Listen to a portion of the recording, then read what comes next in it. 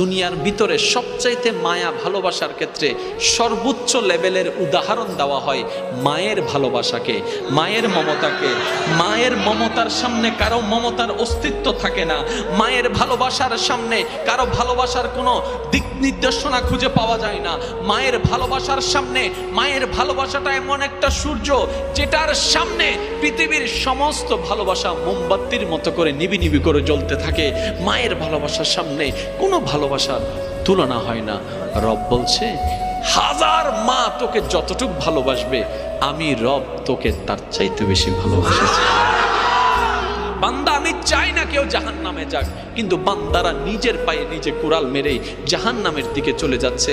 আমি রবতে বলেছিলাম, আকিমুস সালাত, নামাজটা তোরা আদায় কর, কিন্তু তোরা তো করলি না রে বান্দা, করলি না। তোদেরকে বলেছি রোজাটা আদায় কর, তোরা তো সেটাও করলি না। তোদেরকে আমি রব জানিয়ে দিয়েছি, মা বাবাকে কষ্ট দিলে জান্নাত পাবি না, সেটা আমি জানিয়ে দিয়েছি। তারপরে তোরা মা বাবাকে কষ্ট দিয়েছিস। তোরা তো নিজের পায়ে নিজে কুড়াল মারছিস, নিজের জান্নাত তোরা হারিয়ে ফেলছিস। বান্দা, একটু ব্রেক লাগা, একটু চেষ্টা কর, তুই পারবি, তুই চেষ্টা